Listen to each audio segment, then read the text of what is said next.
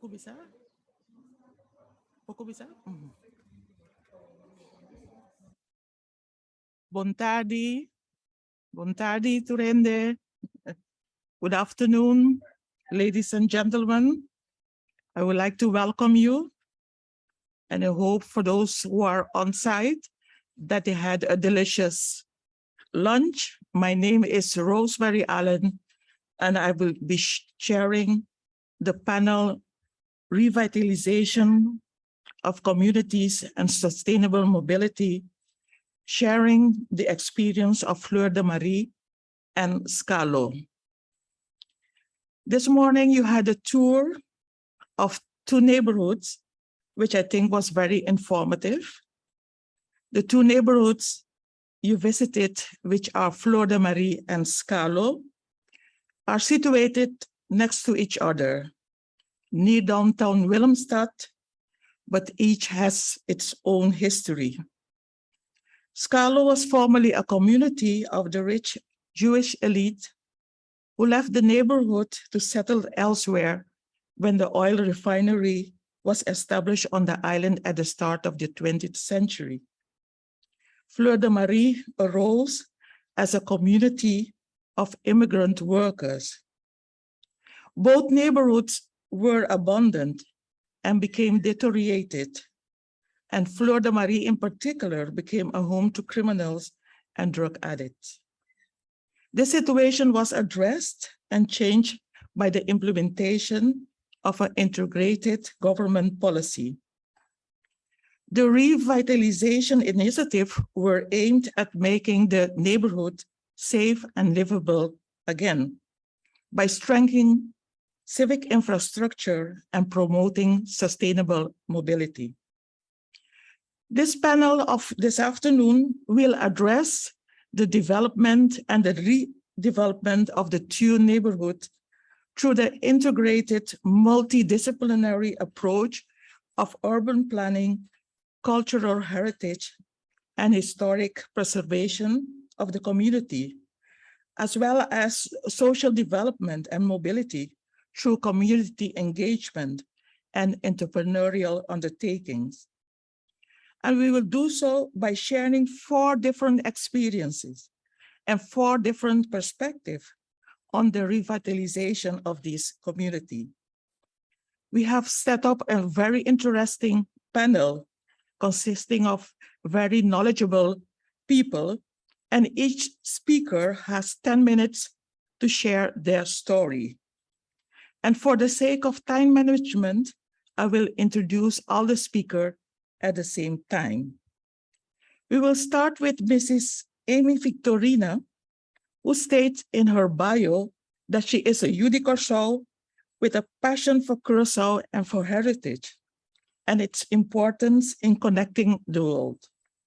She studied archaeology, and she's working at the moment at the National Archaeological and Topological Memory Management Foundation, where she is involved in all aspects of heritage management, in particular archaeology, legislation, education, heritage dataset, and processing. She will elaborate on her involvement in the cultural historical research on the neighborhood in 2011. Next, we will have Mrs. Jeanette Pablo, a social worker and gender specialist whose experience in community work activities has been very vast and elaborate. To mention a few high points, she has been board member of the FMA, the Addiction Knowledge Center in Curacao, and Stichting Reclassering Curacao, the Probation Foundation. Her involvement with neighborhood issues has been through her position as president of the Unidad de Barrio, neighborhood umbrella organization, and Banco de Voluntario Curacao, a volunteer umbrella organization. Her presentation is titled Fleur de Marie, Not an Experiment, a Battle Between Social Development and Economic Growth. She will be followed by Mrs. Lisa De Wind, who is a co-founder of the Curacao Care Foundation, a center for volunteerism and nonprofit support. Lisa is also a creative concept developer. She is an active member of the Scalo community and an avid real estate developer, through which she has gained tremendous insight into the challenges facing our community, as well as the countless opportunities we have to become a flourishing one. She will share her experience and perspective through a presentation called Storytelling, an Organic Approach to Sustainable Development, focusing on both Scalo Abao and Fleur de Marie. Finally, we will have Mr. Marcel Dennert, who studied civil engineering and urban and regional planning. He is the managing director of Monumentenzorg, the Curacao Monument Care Foundation, located in Scalo, one of the 4th district located within the World Heritage City of Willemstad. He is co-author of the Heritage Management Plan for Willemstad, which was published in 2014. The Curacao Monument Care Foundation has since 1954 been maintaining and restoring buildings and other properties that represent the cultural heritage of Curacao, especially in Willemstad. And Marcel Dennert will elaborate on this experience in a presentation called The Property Owner's Perspective. After the 4 presentation, the audience will have the opportunity to ask questions. And I would like to acknowledge at this time the work of Amy Francisca, especially the focus on these 2 neighborhoods and the selection of the panelists, even though she's not present. And also I will like to acknowledge the work of Lisa Chong for helping setting up this panel. I would like to call to the floor Amy Victorina.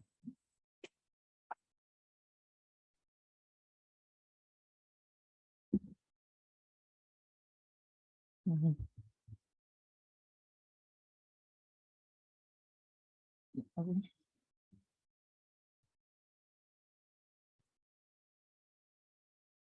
Yes.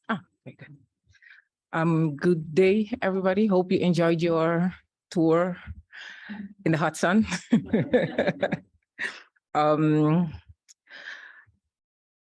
Wait. Wait, why is it opening like this?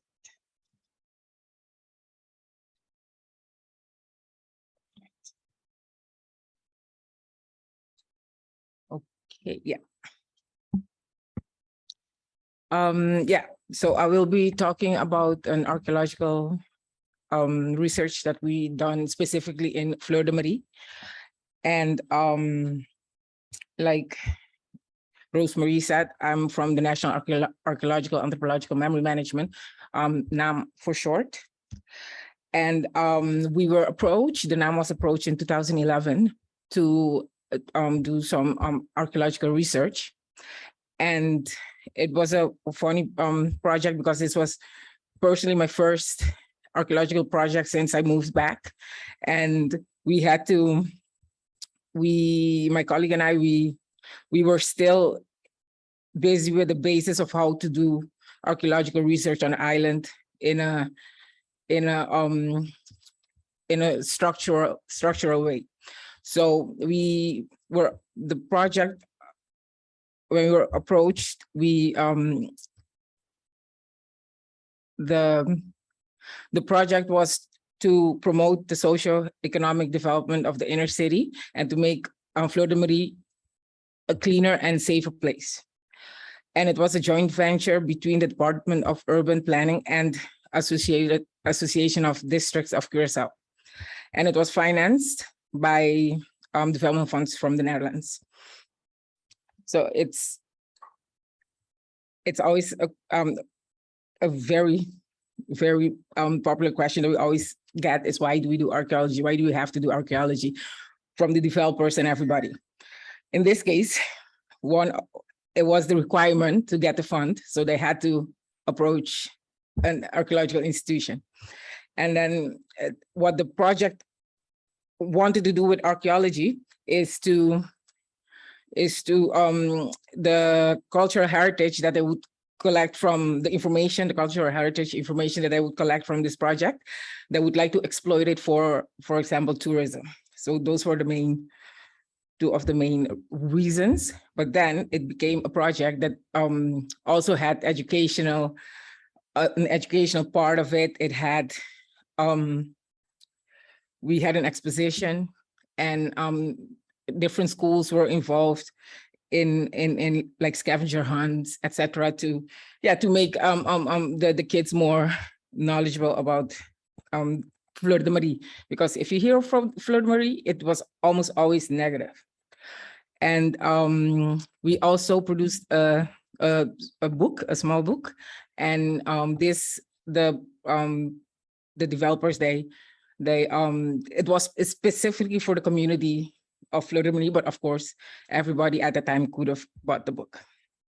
Okay. I'm gonna talk a little bit about what NAM does. We like to call ourselves a very holistic, we work in a very holistic way. And we don't only just focus on archaeology, because if you think about archaeology, everybody thinks, oh, you're gonna dig, you're just gonna do that. But it's like a method to get to let's say, the information of the past. And for our projects or for our research, we use cultural heritage research instead of just archaeology, because archaeology sounds very specific. But what we do, we use all kinds of science that we need, depends on the project. For example, geology, we use biology, physical anthropology. There's tangible and intangible heritage, so we do anthropology also. So we try to create as much of the information that we have, that we can go, that will have a meaning for the community. But because if I would just talk in archaeology wise, it won't always come up to the community. So we always try to involve the community where we do our research. This, what you see here, is it's one of our legislative instruments. It's called the Cultural Heritage Map of Curacao, and it's a very, very simplistic bird's eye view of the situation on the island, and it gives you an overview of in this case we separated the heritage in different themes. For example, the orange color is the pre-Columbian groups, that is the indigenous groups that lived here before the island was colonized. And then you have like blue spots. I don't know if you can see it. You have blue spots, those are the maritime heritage. And then you have green spots, those are the intangible part, places of memory, etc., etc. So we have many. We have a whole, we work with the, I don't know if you know the GIS system. So we have different layers. So let's say in very fast, this is how I'm gonna zoom on the historical area, of the island. And then it would look something like this, but to make a map of something like this, it wouldn't be clear for people. So for example, now, if you can orientate, if you can see, you have Otrobanda, you have Punda, Pitrmay, and then on the north you have Scarlo, and then next to Scarlo you have Fleur de Marie. So the red areas are research that we've done in this area. And then you have, of course, the colors that I just mentioned before with the themes. And then the pink dots, those are archaeological sites or finds. Like one of these spots could be a cemetery, it could be a water well, etc. So that is, in short, a very important tool that we use. And this instrument is not just for us, it's for everybody, and also for the competent authority for when there's a development and somebody wants to develop on a location where there's archaeological finds, or they think that could be because of the map, then we will have to do research if needed.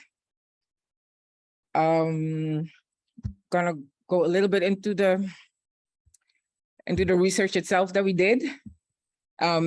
General findings was that Fleur de Marie specific, I'm gonna talk specific about Fleur de Marie and not Scarlet on its own, because the research was really on the area of Fleur de Marie. So it was clear that this area was used continuously from the 17th century, from the moment that the Dutch West Indian Company colonized the island. And because if you go to the water side, more to the west, you'll find the wharves, which in a moment of, they became so important that they were independent islands working on themselves. And these wharves, they needed people to work, they needed workers.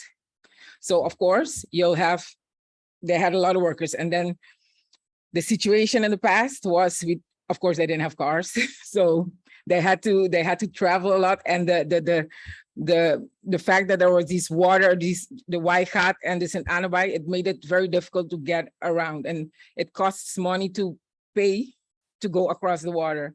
So it was easier to settle next to where your work was. So Fleur de Marie was started then as a location for workers, and not just like you hear a lot, just migrants. It was really people that lived there and that needed to work, and they moved there. And in this, next to a lot of the other information that we found 3 inhumations on that location. Of course, you have to think in the past, for the longest time, they didn't have official cemeteries. And when they had official cemeteries, after a while, only certain people could be buried there. So people were all across the historic center, you'll find, we call them loose graves. People would just get buried where maybe they did it in secret, maybe not. Sometimes some people rented parts of their lawn for people to get buried there, etc. And from one of the 3 inhumations that we found, we couldn't make any determinations because it was not well preserved. And from one of them, we know it was a man older than 30 years, and he must have lived at the end of the 19th century. And the other one, it was also not really conclusive because we got a date from between, let's say, 1700 and 1950. That range is too big, so it was also not conclusive. And what other stuff that we found was a lot of archaeological artifacts like ceramics, glass, metal, animal bone, and shell. And oh yeah, this is a map of Fleur de Marie, and here you can see like this, the numbers are the different test pits that we dug, because we dug a couple of test pits. There were 50 by 50 centimeters, and then you see to the western half, we couldn't dig a lot because the lime clip was too shallow, so we couldn't really dig. But we did find the 3 graves that we found. I don't know if you can see to your left side. So to the west, the area that's there's a black, it's enclosed in a black circle. Those were 2 graves, and the other one was the one we found in 2011, and the other 2 we found they found in 1939. And let me see so most of the finds were found to the south and east of Fleur de Marie. And here I have a couple of examples of what we found.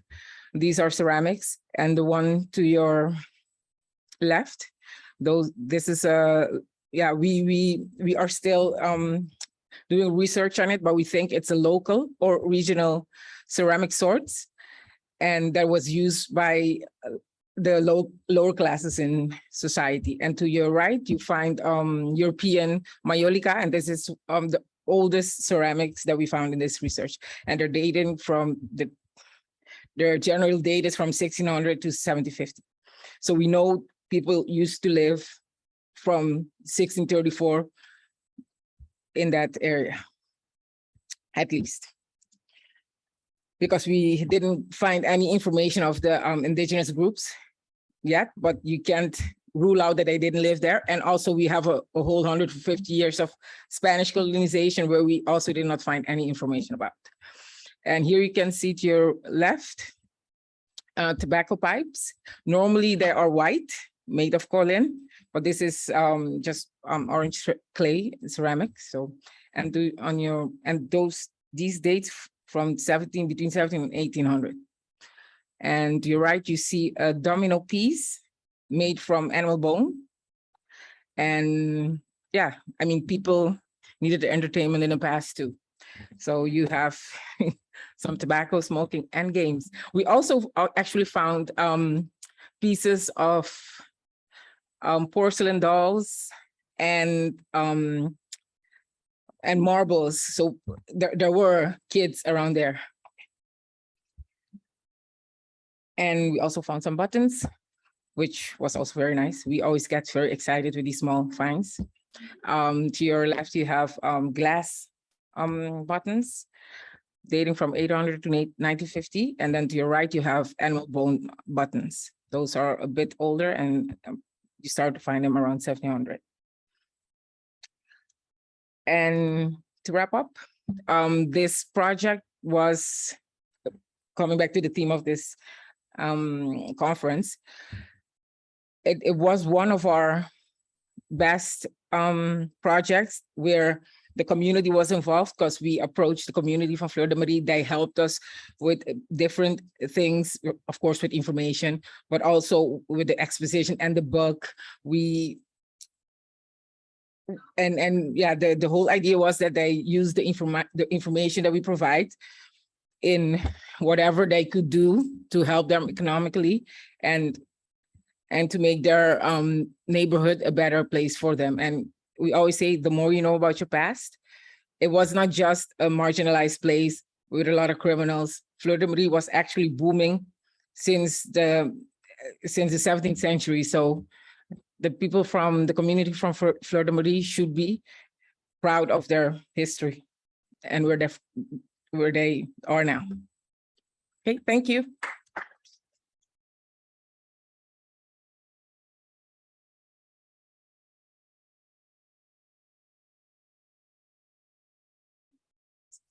Yes.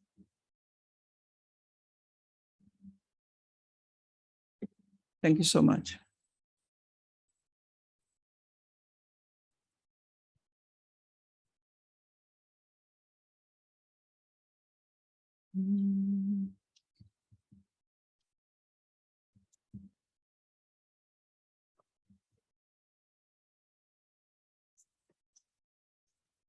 Yep. Good afternoon, ladies and gentlemen. My name is Jeanette Juliette Pablo. I'm the president of Unidad y Barrio Corsol. Unidad y Barrio Corsol is the umbrella organization of neighborhood and community organizations on the island.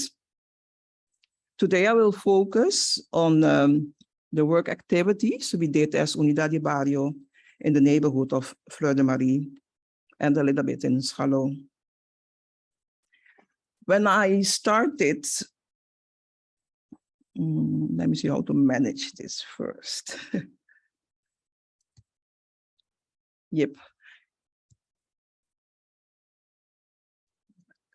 See. When I started with the preparation of my presentation, my thoughts went back to when we started almost 14 years ago, talking with people in Fleur de Marie. And they were full of disbelief about what we were going to do in their barrio. So that's because they were waiting for almost 60 years for this improvement of their neighborhood. But let me tell you in a very short time, 10 minutes, about Fleur de Marie. Some demographics of Fleur de Marie.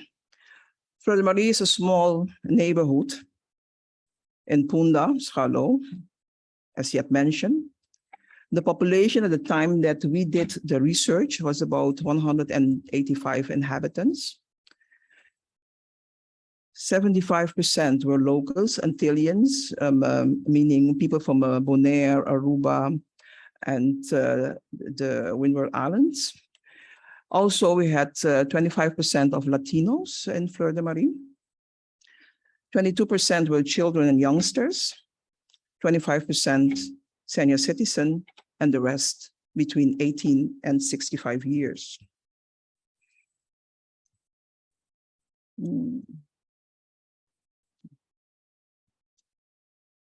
Yep. This is the map of the new situation of Fleur de Marie back in the time when we started with the improvement of the barrio. I just put this map on the slide because the way we work with the barrio was really involving everyone. So we had a lot of partners, but our biggest partner were the inhabitants of Fleur de Marie. And we had a lot of meeting and talking with people in an informal or a formal way.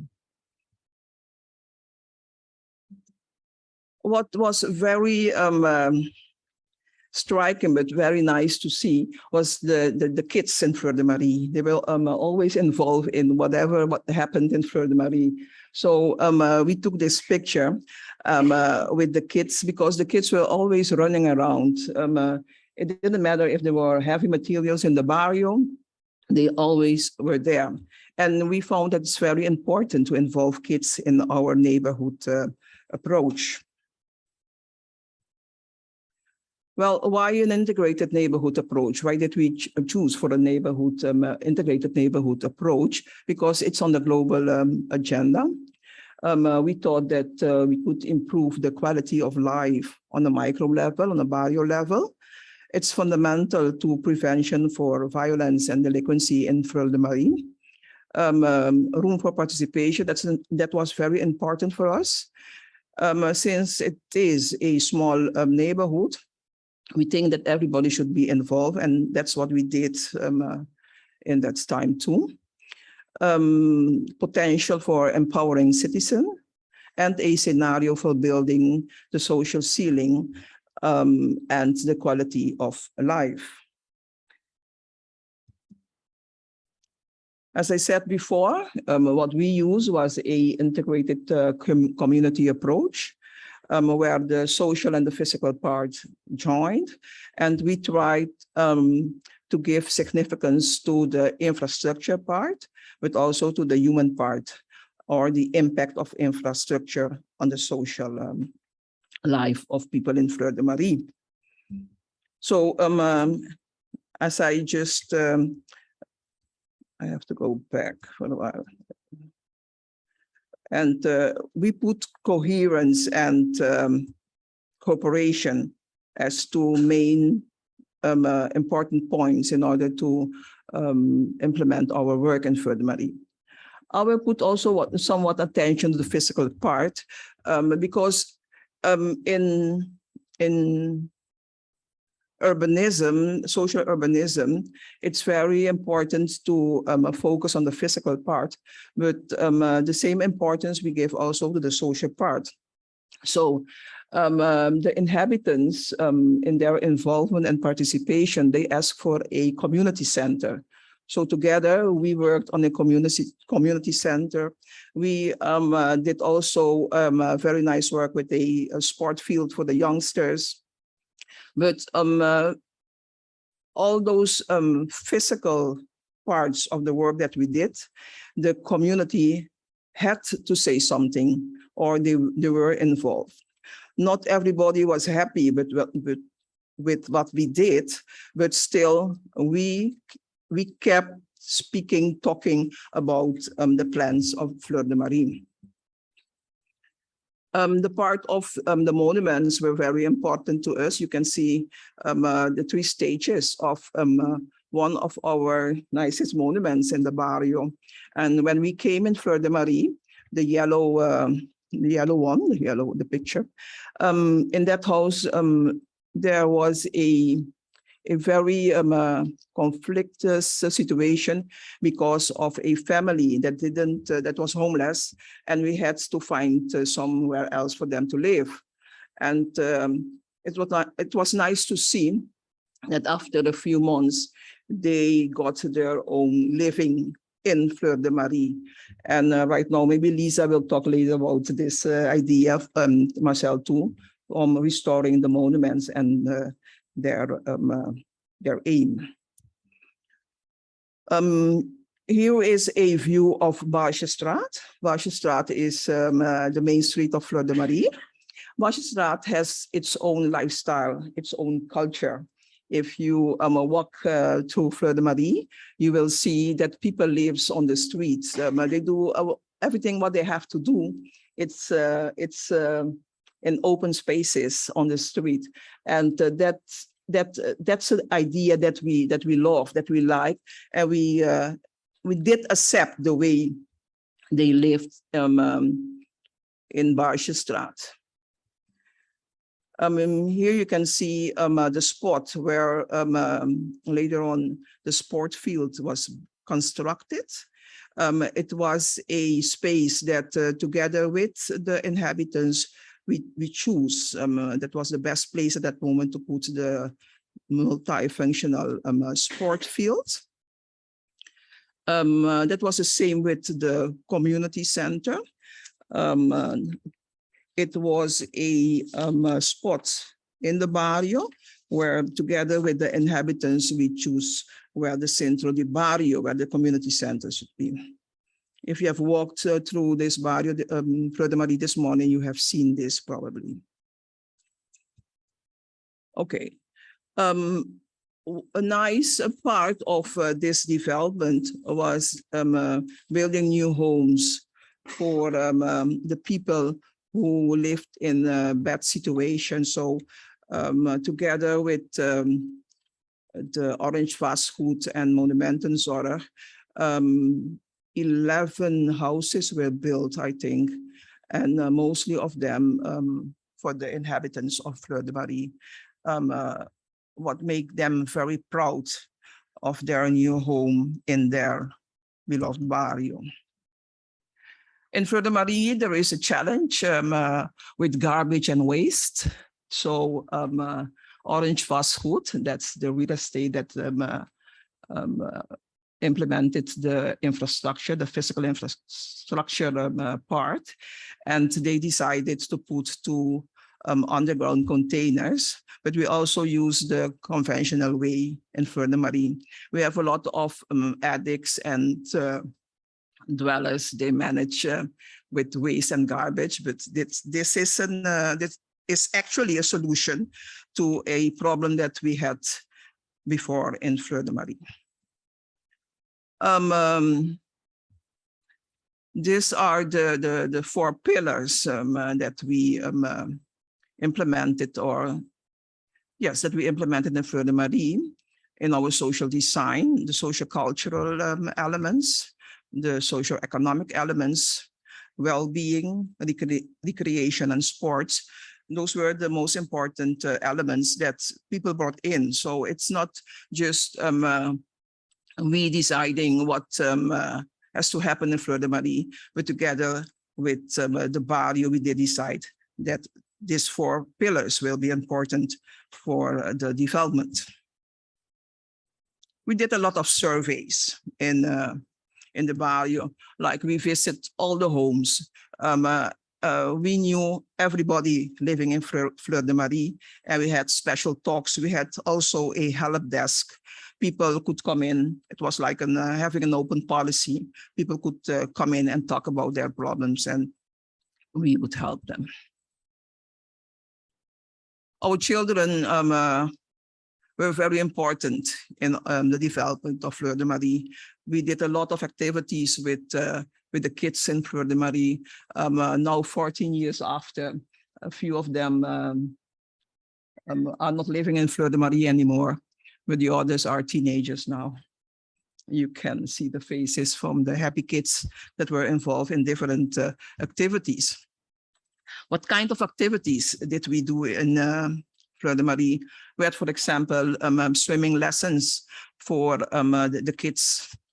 For women, we had like movement, no?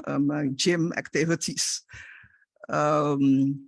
Yes, a dream of the kids were having an own drum band. So we had an experiment with a drum band for the youngsters in the barrio.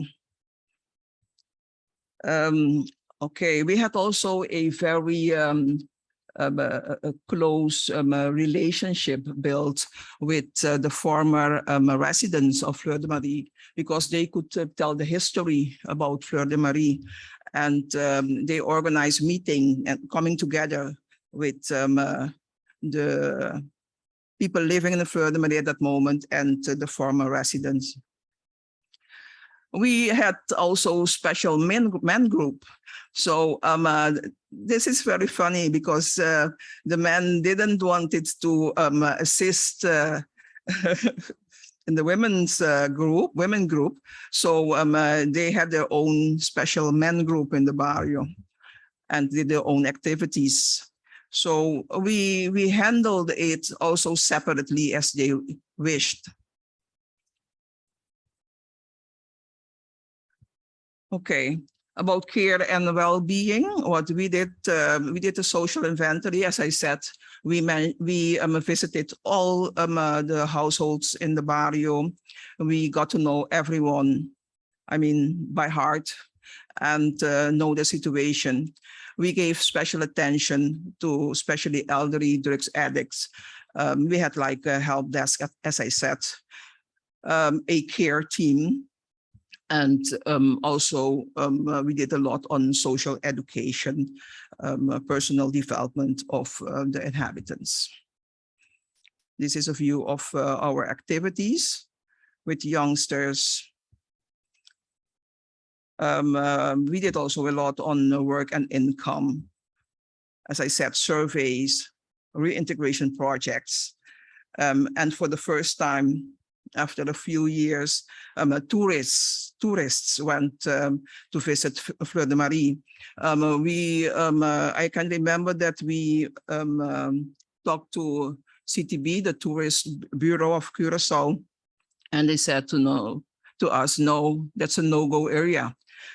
We can't let tourists go to Fleur de Marie, but nowadays you can see how many tourists visit our barrio Fleur de Marie. We got also many visits from people from abroad.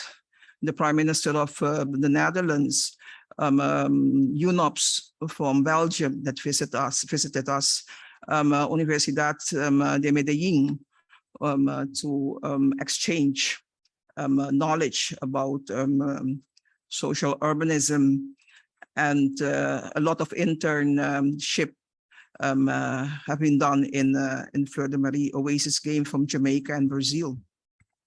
So those are a part of what we did during the first, let's say, 4 to 5 years, very intensively in Fleur de Marie.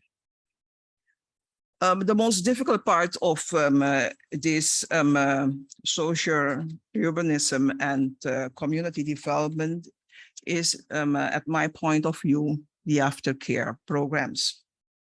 This is a part that was and is still a disappointment, because it's a very vulnerable group that we are working with in Fleur de Marie, but still this group needs a lot of attention and mediation and family guidance, but it has to be in a structural way.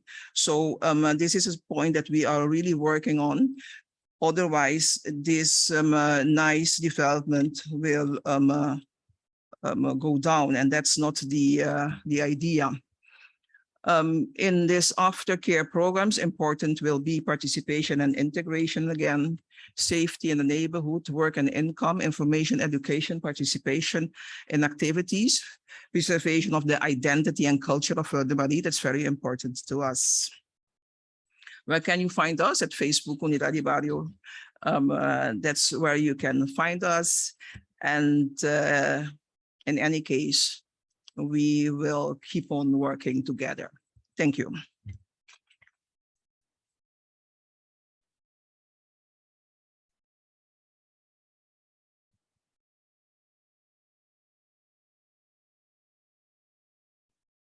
Is it something that's,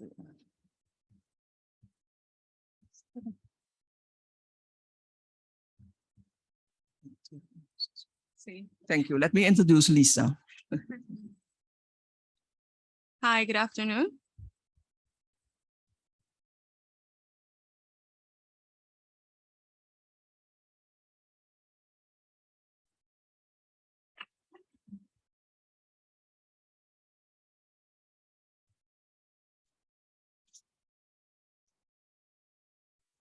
Okay, awesome.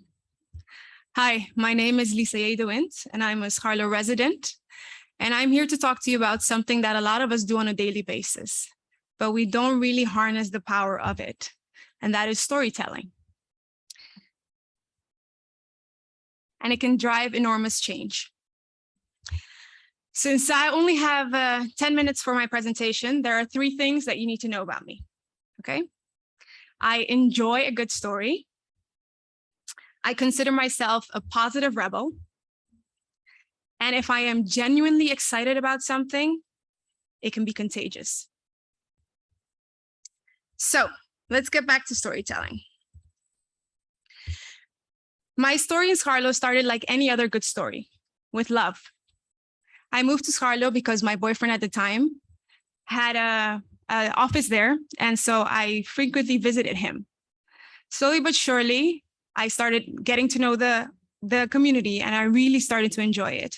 Then the organization I work for, Curacao Cares Foundation, we also moved to Scharlo to get in closer proximity to our clients. And then I myself moved to Scharlo. And it was the greatest decision I've ever made.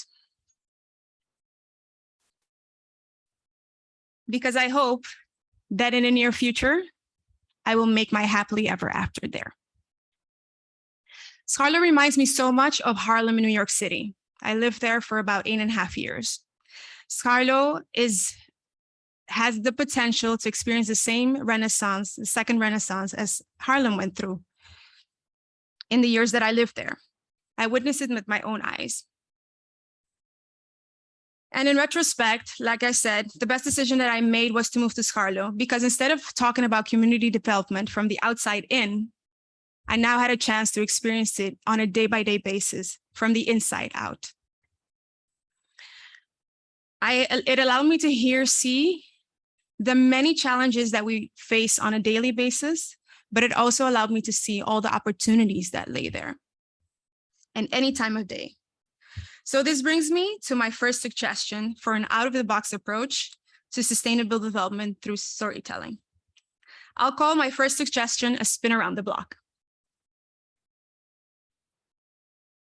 So invest the time to get to know the community without making any promises or imposing any expectations. I genuinely showed interest to getting to know my community. I stayed true to myself, and I didn't make any moves too soon. I took the time to build trust and engage with my community, members organically. I showed character, but I never judged any prostitution or drug pushers in the community. By volunteering my time to assist my community with COVID vaccine registrations, I really got to know them on a personal level, but they also got to know me. And this small act helped me get my hood stars, as I call them, slowly through genuine effort. Since then, I've been spending a lot of time just hanging out with my neighbors and visiting them in their homes. I also went the extra mile. There was a survey that said that Scharlo at night seems to be unsafe due to the lack of street lights that we have working. So I went at night, just by myself, walking around and listing every single street light so that the utility company would come and fix this. And people saw me do that. So then you gain trust because you're investing in your own community. So this first part had very little to do with storytelling, but it played a huge role in the next part. That is, I'll call it represent the block. After making my way around the block, I soon realized how much there still needs to be done in Scarlo. The realization also kicked in that I am one part of a larger whole. So I needed to attract like-minded people to come into the neighborhood to further assist us. I thought if we have to change the image of Scarlo, then we need to create a new narrative for Scarlo. So I started telling everyone my love story and my love affair with Scarlo. And like I mentioned before, if I am genuinely excited about something, it can be contagious. So the next part, invest energy in the reintroduction of the neighborhood to those outside the community. I was consciously and continuously reintroducing people to the neighborhood. In every conversation, I casually mentioned that I lived in Scarlo to get the conversation started. People would look at me extremely surprised because my peers were moving to more upscale neighborhoods where they felt safe. And me, the positive rebel, as I mentioned, moved into Scarlo to make a change. It was a perfect way to get my story in. I invited people into my home, and I also hosted all my meetings in Scarlo. I also hosted an array of large-scale events, anything from if there was a carnival costume showing, it would have to be in Scarlo. If it was a birthday party, it had to be in Scarlo. And any other corporate events or organization events, I hosted them all there. I actively used social media to promote my story of living in Scarlo, but also investing in Scarlo. And I always told the real estate development story of all the things that we have going on to get people excited about the neighborhood. I also made some strategic moves. I convinced the barbershop owner of Barber and 2 restaurant owners of Bagels and the Broeders, I think you guys were there today, to move their business into the neighborhood in the hopes that it would create a lot of foot traffic for our community. I also convinced one of the best artists in Curacao, Francis Sling, I think you've been to his atelier today as well, to move into the neighborhood so that the story of Scarlo becoming a creative capital would get validation. I also created my own stake in the neighborhood by investing in real estate, basically putting my money where my mouth is. It also keeps me motivated and it shows people that I actually am serious about my story. I still invite people to tour the neighborhood with me during the day and night. I want people to see the area in all its glory, its beauty, but also when it's rough around the edges. I keep it real all the time because people need to know the full story. But equally, I spend time in conveying all the potential that Scarlo has. It's important that any possible investor or potential investor know what we are looking for without scaring them away. I want to make sure that they are aware that their investment is for the long haul and that we expect a personal contribution on their end if they choose to invest or live in our community. Lastly, I want people to know that if they live, invest in Scarlo or Fleur de Marie, they are part of something extremely unique. And that needs to be preserved as much as possible. Basically, I say, people like us do things like this. In other words, I actively try to attract the right people to support the community development by telling them my story. But now that we've gotten everybody excited about Scarlo, we need to rebuild the block. Fleur de Marie and Scarlo, as you heard before, they are different in many ways. One of them is that Fleur de Marie has small dwellings and Scarlo has larger buildings. We don't have control over the developments, but it's important that we guide investors as much as possible to avoid gentrification and also any conflict that brings. So the goal here is not to attract as many investors as possible. The goal here is to attract the right kind of investors. After spending the right amount of time getting to know my community and attracting the right investors, it brings me to my last suggestion. As stated, invest time in aligning the interest of the community with the interest of potential investors. Nowadays, my story has turned inward. Instead of speaking to residents, I am telling a different type of story, and now one I speak to the biggest property owner in Fleur de Marie and Scarlo. Why? Because we need to match supply and demand in our neighborhood while thinking of ways to minimize gentrification amidst all the development that's going on. The property owner is not one person, it's a corporation. So the way I tell my story includes lessons from other neighborhoods nearby in the city center, but also other international developments that we can learn from. Through the years, I've come to understand one very important question that once I heard Seth Godin, marketing guru, say or ask. If there are people who are listening to me, what story will I tell them that they will tell other people? And they won't tell other people because it's important to me. They will tell other people because it's important to them. That's when the shift happens. So look, anything that I've just said was not meticulously planned. I don't want you to think that. And it might not have all the scientific basis that's needed for an experiment like this. This is all something in retrospect. Telling my story doesn't guarantee that Scarlo next year will be extremely blooming and flourishing the way we imagine it and want it to be. Well, one thing I know is that the list of people that have shown interest in investing and wanting to live in Scarlo has increased since I've been telling my story.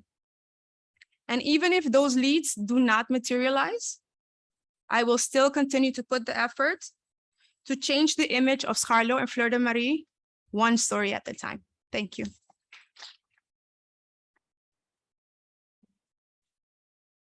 I'll give the floor to Marcel.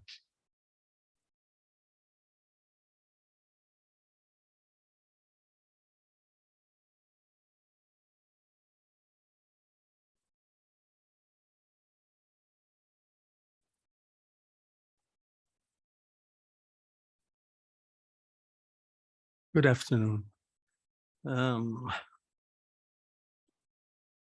This must be the one. Open it.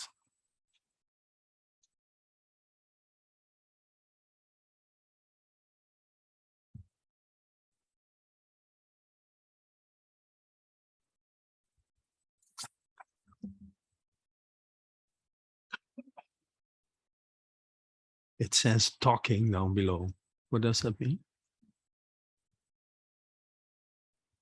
I can't open this thing. Double click. Yes. Or south of here. There. Yeah. Thanks so much. Okay, good afternoon. After these wonderful presentations, mine will sound maybe on the boring side and certainly schizophrenic, because I'm approaching this, my little talk about from a property owner's perspective. And that's usually something that involves dollar signs and positive results, etc. But in this specific case, it's completely different. I just listed the mission statement of us, and it's always good to repeat that because that's our point of departure, and that's to cherish our Curacao monuments or heritage, built heritage, in order to share their unique cultural and historical story with future generations. Who are we? Quickly. We are a private foundation, almost 17 years in existence.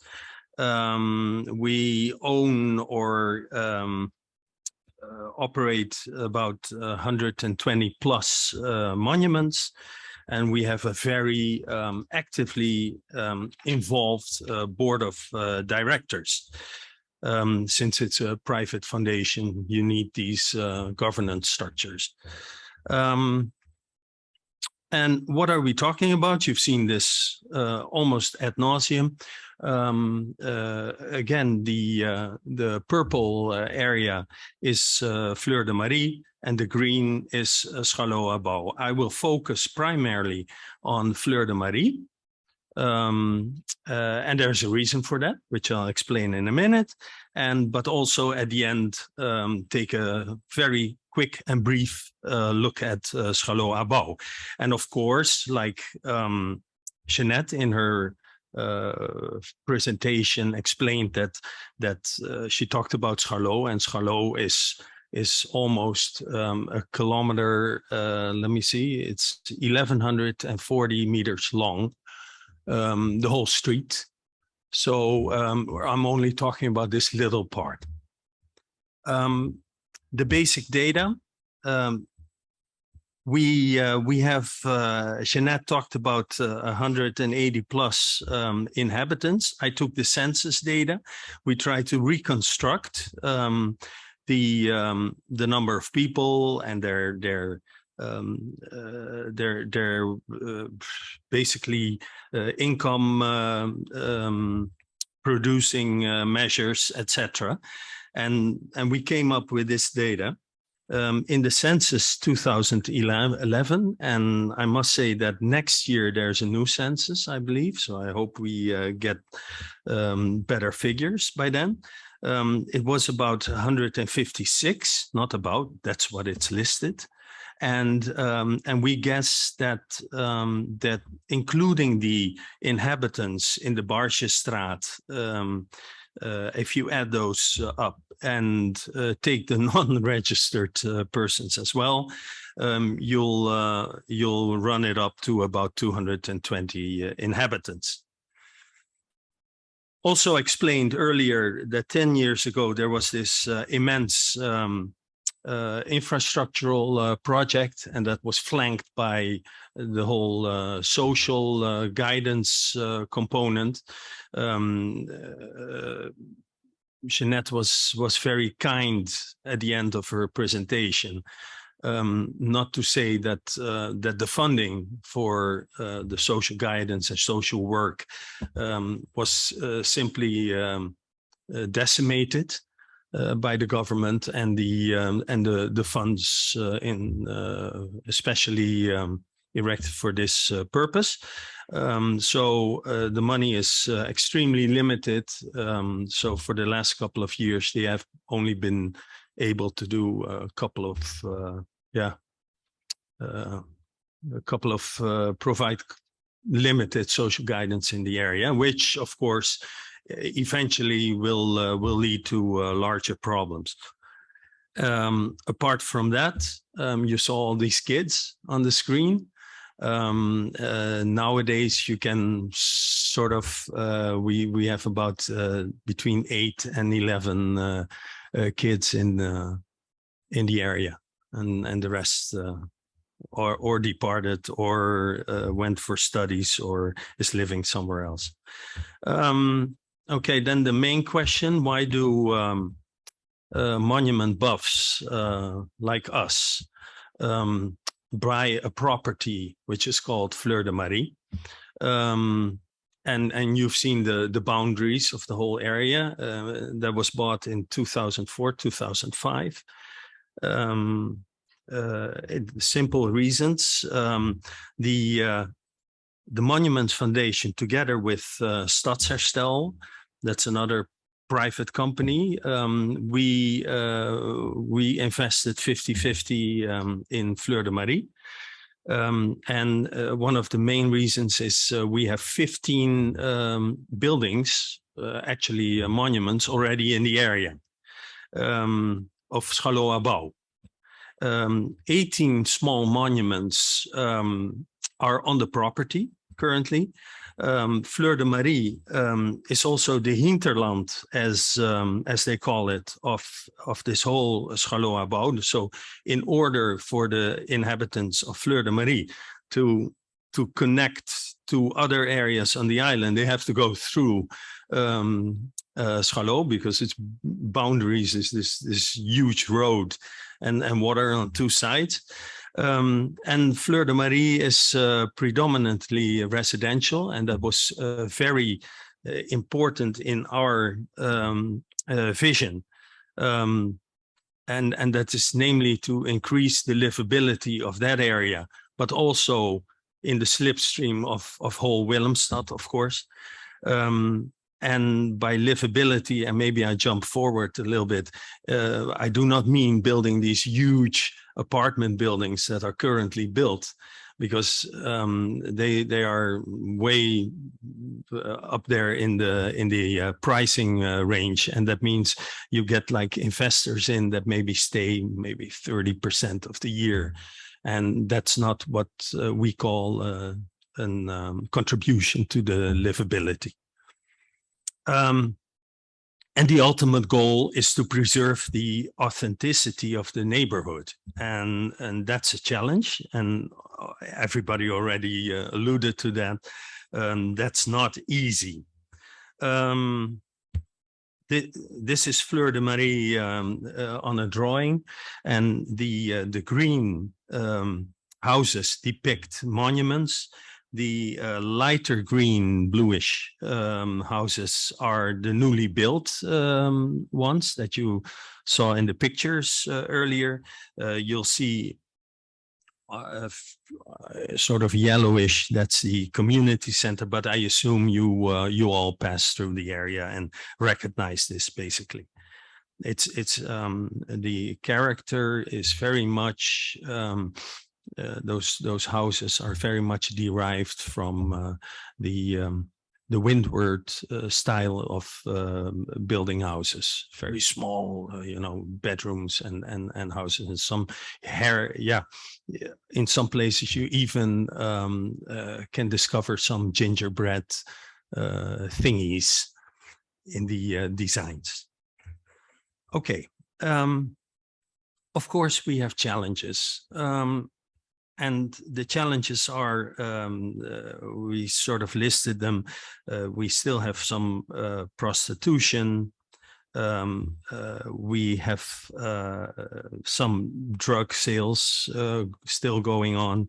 We have some noise pollution, because the prostitution also attracts the guys on the motorcycles, and the motorcycles run through the streets. And while people are living there, and certainly, after 10, 11 o'clock, they want to get some shut-eye, and you get these cars and these motors running through the area. So those are the challenges that we have, and also some littering and garbage dumping. And apart from that, lately we have some new interesting problems.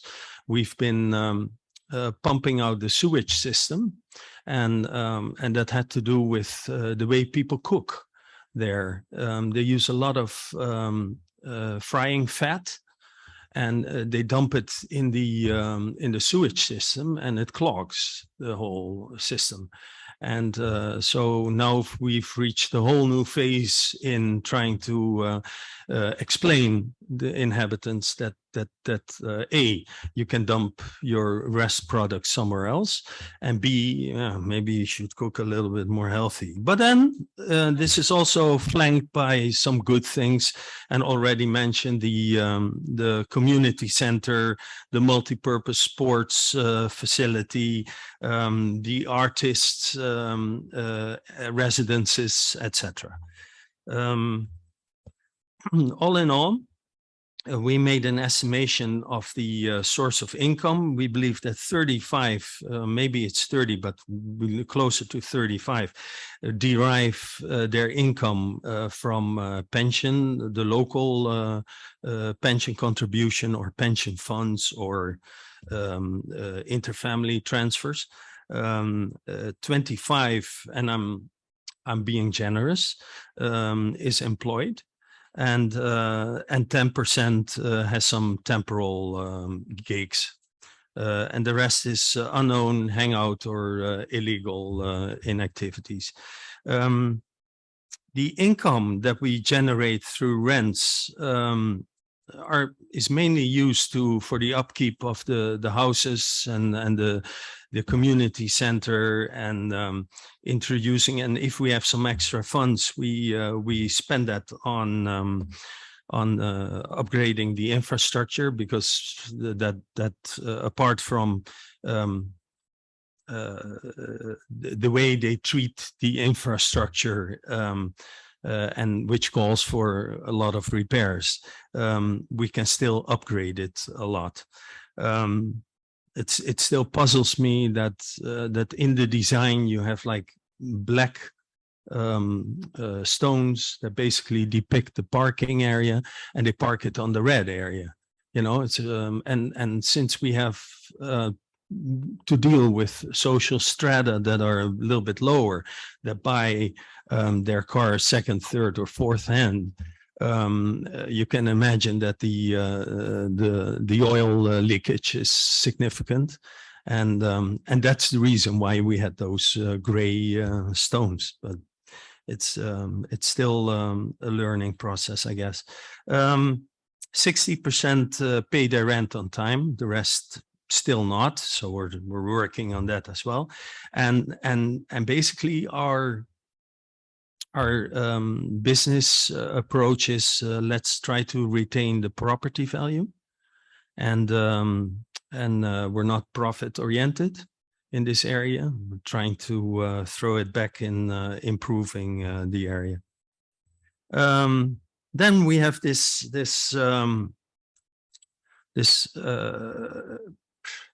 big question about gentrification, already mentioned. We're trying to avoid that as much as possible. We're trying to keep, and Lisa already mentioned that, try to preserve the cultural diversity in the area, and the physical structure, the small houses, etc., which I already alluded to. You cannot totally prevent gentrification from happening, but if we bring in new blood, it has to be an addition to the product that we call Fleur de Marie and Schaloa Bouw. In other words, and Lisa explained it at length already, by bringing in local artists, young entrepreneurs, etc. Focus instead of that is my suggestion. In this case, let's focus, instead of improving the neighborhood, partly or for a great part through local awareness programs, and that can range from trying to cleanliness programs. Like I say, no food for pigeons. I guess the number of pigeons that we have living in the area is extreme, with all the negative consequences. The noise pollution, the garbage in bins, will also introduce larger dump places, etc. Cooking, frying oil or fat, I already mentioned. So there's still ways to go, and together we sort of have to approach this problem, if you wish to call it.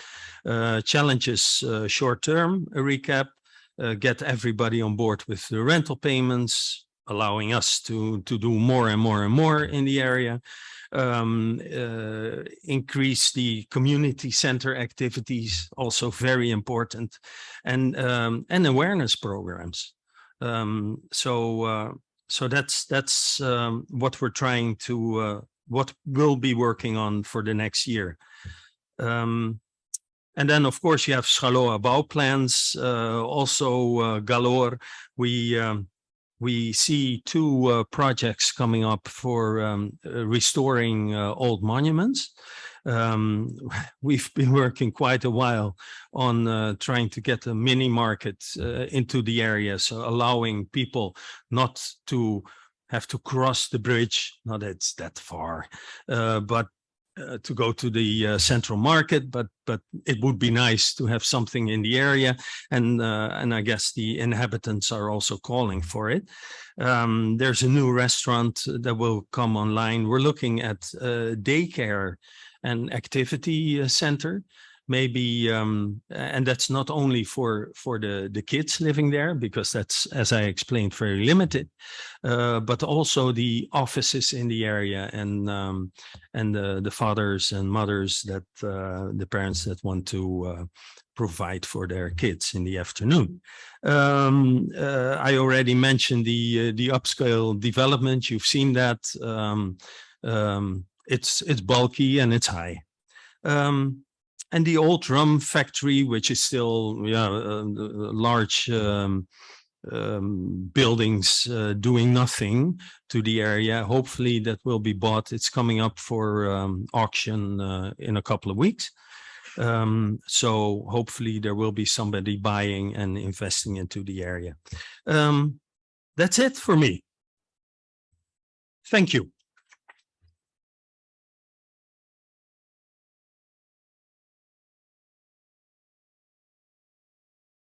The floor is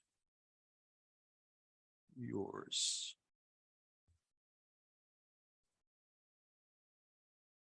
I was trying to close it. I'm not a, see, I'm trying to. Yeah, It is closed. delete is closed. Okay, thank you very, very much for the very wonderful presentation. And also, thank you very much for keeping in time. Each of us had 10 minutes and the presentators kept to the 10 minutes. So thank you very much for keeping the time also. The press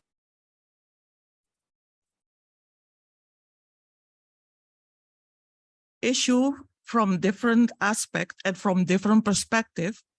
But what caught my attention was that they placed emphasis on empowering communities, which I found very important. Empowering communities by looking at the fact that the members of the communities can become also active agents of change in the communities. From their perspective, Amy looked at it from the perspective of an archaeologist or a cultural heritage specialist, where she also involved the members of the community to deal with their history, to look at the history, to be involved with their history and being actively present. Jeanette looked at the problematic or the challenge them from a community developer perspective, also in focusing on the potential and the strength of the inhabitants to build up their community, which I found also very interesting to look at. Lisa, even though she said a disclaimer at the end that people cannot learn from what she has described, I think she did a very wonderful job in involving, in changing the narratives of communities, changing narratives which were originally negative, but changing it towards more positive stories, and also by involving the members of the communities in this approach. And Marcel, even though he said that his story, his presentation would be a bit negative, I think what he inculcated was the fact that besides all the involvement of the communities and looking at positive aspect of the community, there are certain things which also need to be learned and need to be inculcated on, which I think is very important when you are dealing with development and those issues. So I would like to call all the presenter to the floor. We have the opportunity now to ask questions, and I think you were present at the tour and you enjoyed the tour. So I think you will have a lot of questions to ask. So please take seat.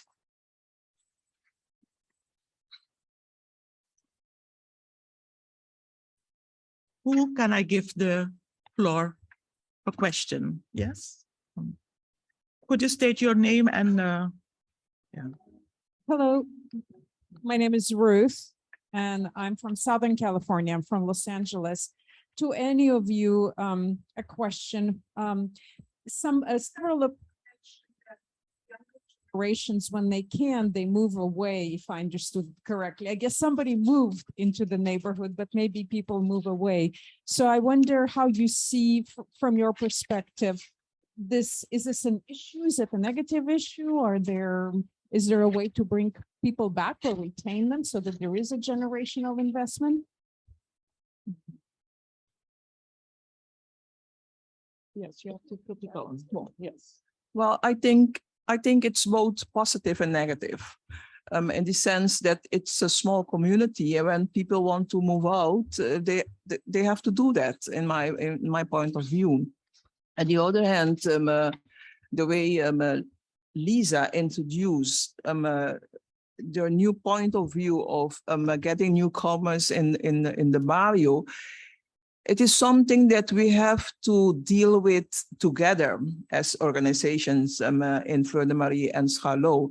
So by thinking and reflecting on what we want as neighborhood and who will be the inhabitants for the future in Fleur de Marie. So I think it's not just positive or negative. It's something that every neighborhood has to deal with. Mm-hmm. Marcel? Yeah, I would like to add one more thing. In my presentation, I mentioned that we want to preserve the small physical layout of the area, but that also limits the possibility of having larger families in those houses. Because we notice some families that live together, so a child with a parent or two, and what happens is that they see things that other children in larger houses don't see and don't experience. Am I correct, Jeanette? And so that the need or to have those small scale houses also hampers, I believe, the growth of the children population in. If I can add just one more thing, I think like the people that are interested in Scharlo are very diverse. You have like single parent families. You also have larger families. The options are there, and I think we need to work with the community on both ends in order that people that are coming in, you're coming to a new community that's already scary enough, right? But if you're coming to a community where not everything is just beautiful roses everywhere and the gardening is done, and right, so you're coming into a community that has its rough edges, allowing people to slowly adjust, but also the existing residents also to adjust to newcomers coming in, because I think there's there's an exchange in experience. Somebody brings in new experiences, the others that are there. So the interaction, I think, is beneficial for the community itself. I don't think there is a lack of interest in our community because of the things that are going on. That's especially the reason why we tell the full story. Like you need to come in knowing what we have to offer, but you also need to be the type of person that wants to be part of our growth. Other more questions? Yes, please. Hello. Yeah. Good. Okay. Hello. Thank you very much for these empowering presentations, because I really like the way you proceeded with these interventions, and I feel like I have got so much from those 4 presentations of yours. And one question of mine is about education. And what is the typical education of the children of this neighborhood, and how the school that those kids do attend or not attend deal with the conditions of their students, Who do you want to if answer? they deal with that? Who do you want to answer the question? It's a general question, but of course it's more addressed to Amy. Thank you. Well, actually, it's compulsory to go to the elementary school here on the island. So all the kids are going to school. The point is, what do they do after school? That's a big challenge in a barrio like Fleur de Marie, because before we did the development in Fleur de Marie, there was no kind of recreation at all for the kids in the barrio. So we try to do something in the after school hours for the kids in the neighborhood. And that's why they have now the court and some programs, especially for the kids. So going to school, it's not a big issue. It's about the dropout, the rates and the challenges after the elementary school. But still, it's not a big issue as I look around in Fleur de Marie. So they are assisting to school, and we see a lot of them seeking for more information and education in other neighborhoods or in other places. Hello, thank you again for the great presentation. I learned a whole lot. My question has something to do with gentrification, and I think all 4 of you all probably have mentioned it in your presentation.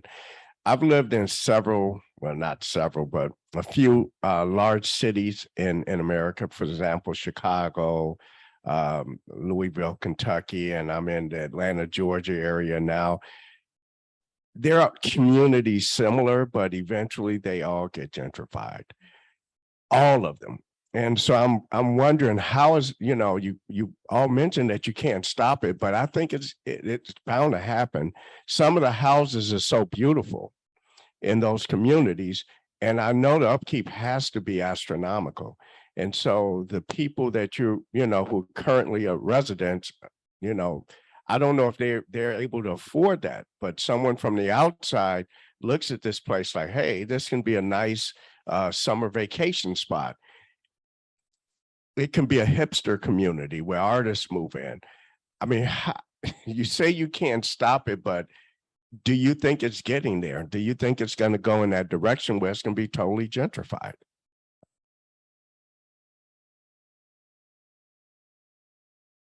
I think I've also lived in, as I mentioned, in Harlem. I've seen it firsthand also happening. What I think is a bit different, and we might be able to give it a different turn, is the fact that Monumentenzorg and Stadsherstel are majority property owner in the neighborhood. So most of the dwellings that are currently there are not privately owned, but owned by the corporation. And the corporation has a vision that aligns with also the vision that we have, or that at least I have. That's one of the conversations that we hold frequently. One of the things that I suggested to Marcel is that we need new blood in the community because we can't do it alone. You hope that you get either new tenants or new investors in that understand that the development needs to occur, but the community needs to remain as authentic as possible. I mean, it cannot remain completely authentic because times change, things change. That's just a cycle of life, right? But one of the things that we discussed was you have a few of the areas that are eitherly the houses that are empty, for example. If you can get small families in, that's one way of not replacing one for the other. You have empty lots that maybe small homes can be built on. That's one way of bringing people in. That again, nobody has to leave for new people to come in, right? So you let that settle, let people get used and acquainted to the area, used to each other, and from then on, you give the community a new new life, and then we go from there. I mean, I don't think we can talk about a 10-year plan because you never know which way things are going to go. But I think these first two steps might be a way of getting people in without actually pushing people out. Another thing is, for example, I invested in a small bar in Scarlo, but one of my main focuses was to get a tenant that lived in the neighborhood, to make sure that people don't have to leave in order to fulfill their dreams, being part also of their dreams. So I think it's something that in conversation with the community itself and in conversation with the property owners that will be able to at least get not happen what happens in a lot of major cities. Okay. Could you talk to the microphone, please? In that, Damari Burgos, I'm from Puerto Rico, and I appreciate greatly both the walk that we had this morning, especially because it makes all of this much more tangible. My question is very simple. How do your different organizations relate to each other? What kind of work have you done together? Or is everyone working on their own and now you meet? More about the process. And your question is directed to all the To the four, Okay. what kind of relationship do their organizations have together? That's good. Thank A lot.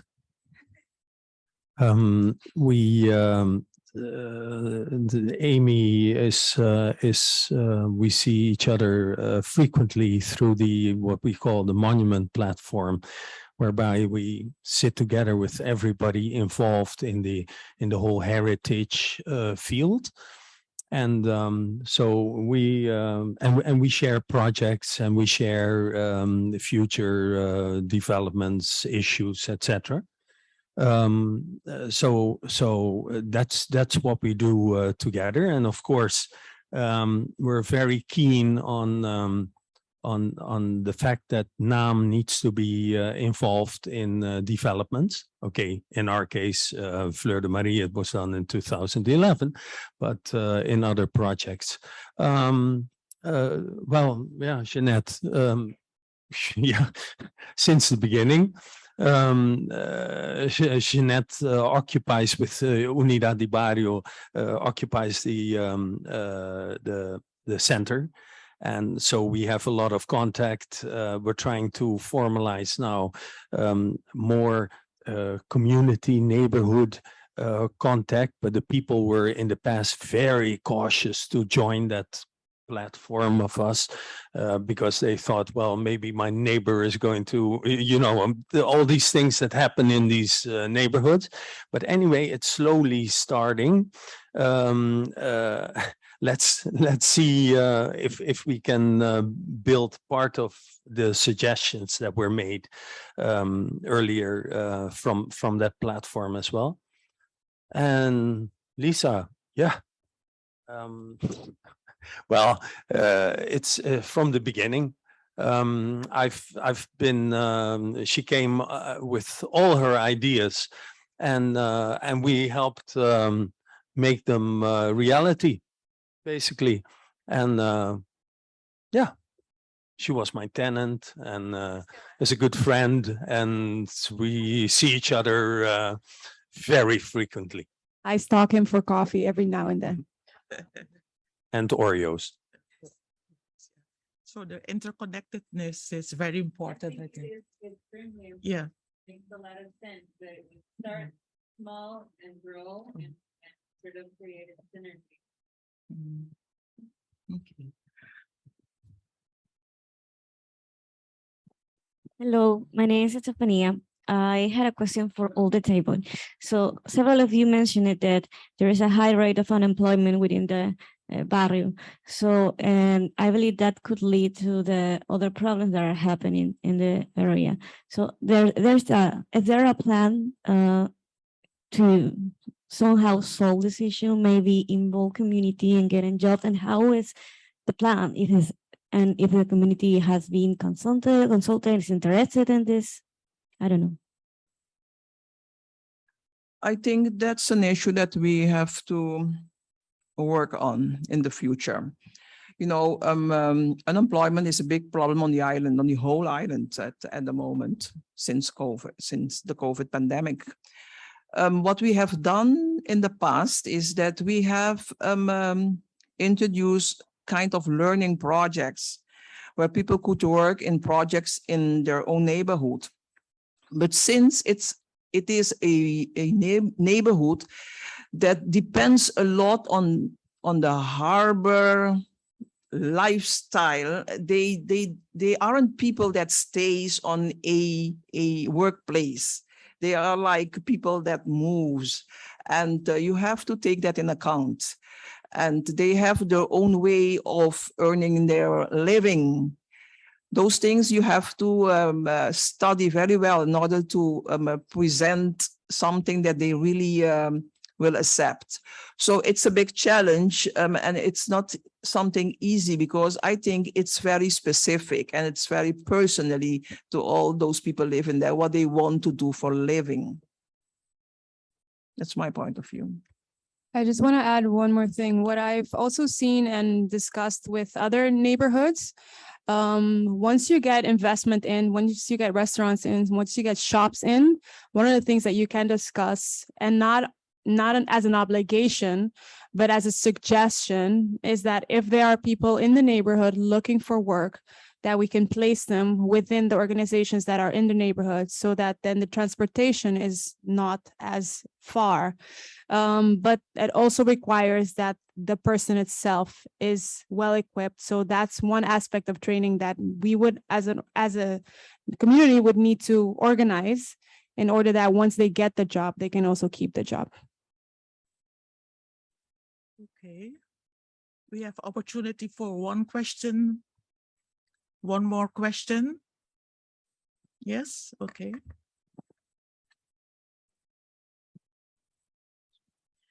So you, to Marcel, you mentioned awareness programs, and I wonder if you provide any consultancy services to other stichting or foundations or any other organizations of stakeholders that they want to do the same in another neighborhood or maybe other countries?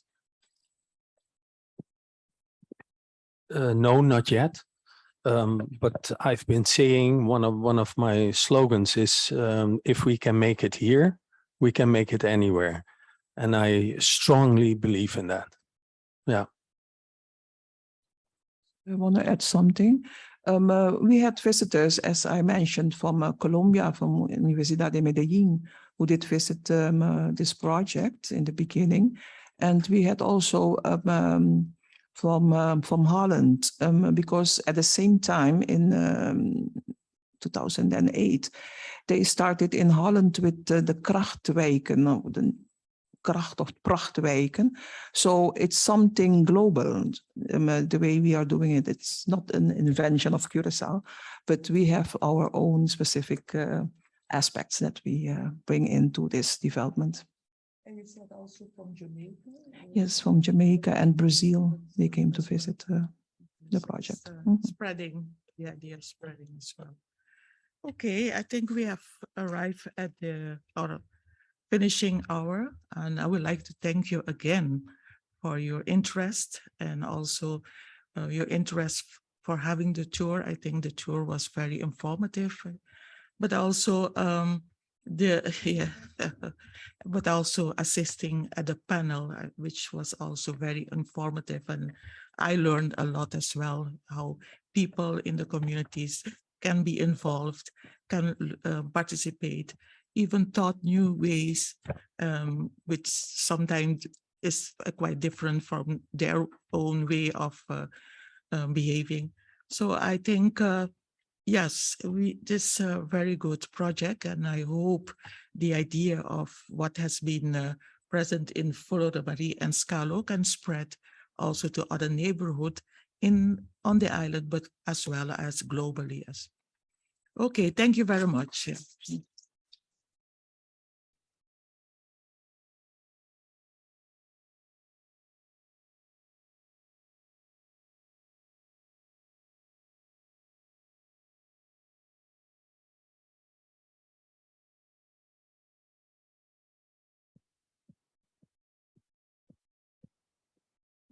Well, sometimes I go out on myself and I look across the water. And I think of all the things and what you're doing. In my head, I bring a picture. Since I come home, well, my body's been a mess. And I'm here for ginger hair and the way you like the dress. Won't you come over? So I'm making a fool out of me. Why don't you come on over,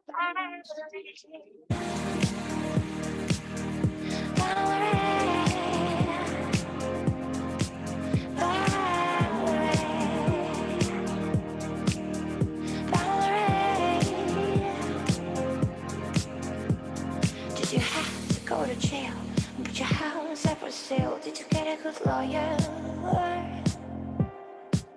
I hope you did and catch your 10. Hope you find the right man who fix it for you.